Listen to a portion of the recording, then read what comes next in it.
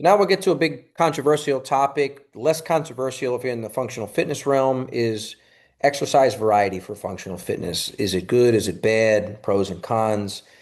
First off, let me say this. When I say variety, I'm not talking about randomness. There is a difference between exercise variety and randomness.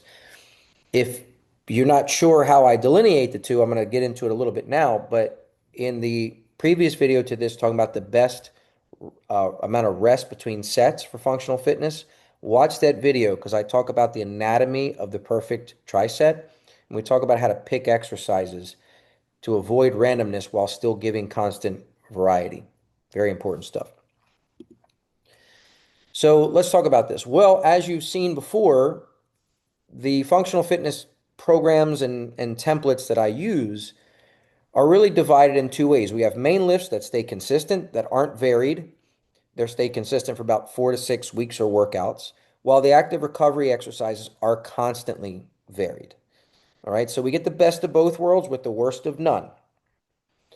So why do we keep the main lifts consistent for a given amount of time? Why? Well, because strength and power are a skill.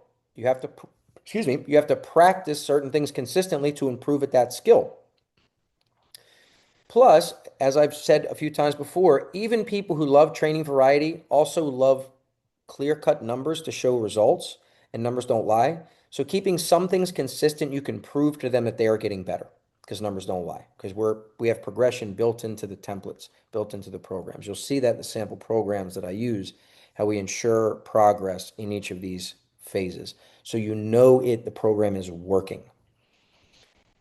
All right. Also, we keep some things consistent to give the body enough time to adapt to something. Again, they're sort of connected to get better at doing something, right? If you're always changing every exercise, you spend more time coaching things than you do actually training qualities.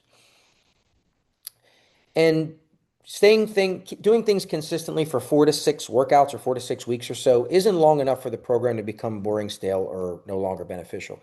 Keep in mind, we're only keeping 3 exercises the same, though, for 4 to 6 weeks or workouts. The main lifts, the 3 main lifts. The rest of the exercises, active recovery exercises, are changed. Again, varied, not random. Why is actually having some regular variation important? Well, variety improves motor learning, neuromuscular coordination, and develops competency, movement competency, across a wider range of movement patterns. There is research and evidence for this as well. So, again, they seem to be mutually contradictory, right?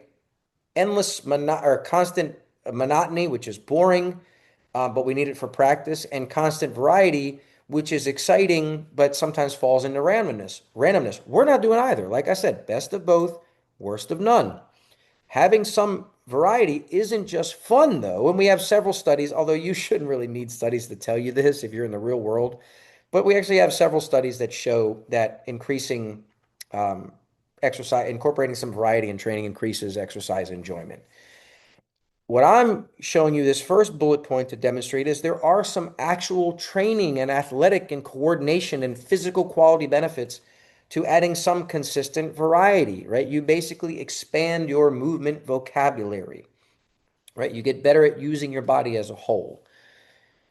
So when you bring in some constant variety with some consistency to build fitness qualities up there, you have what I consider the best template for overall functional training and fitness. And that's why that's the template we use. So this is the lesson. On the main lifts, we're focusing on using the same basic movement patterns, right? Pushing, pulling, hip hinging, knee bending, and so forth, but in slightly different ways through different exercise variations. And we make sure that we do them consistently enough to increase our skills at them and to increase our strength at them to have numbers that prove what we're doing is working to the client. While we have enough variety through the active recovery exercises that also allow us to focus on improving or incorporating more movement-based, or you can call it sports-specific exercises, stability training, mobility training, neck strength if you're working on working with an MMA person or a wrestler. When I say sports-specific, it's a whole other can of worms that we can open. What I mean by that is this. Let's say you have a golfer, right? The golfer might do the same upper body push, upper body pull, and hip hinge exercise as the person who just wants a nice glutes using this functional fitness template. But as active recovery, the golfer may do more rotational movement type things and more drills for increasing hip internal rotation strength and things that may be more specific to golf.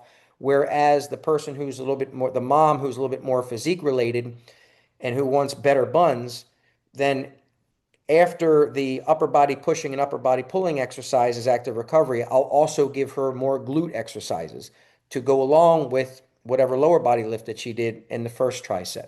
So you see, you can make these programs, you can use the same template, same framework I'm providing you, but individualize them towards that person's specific goals and interests. That's the beauty of this template and why I've hung my hat on it and why, like I said, it's been my signature template for years and got me to who I am. And it's going to continue to get me down the road and be capable of training clients of all walks of life and keep them happy, keep them coming back, and keep them making positive progress. And I want you to be able to do the same. That's why I'm sharing it with you here.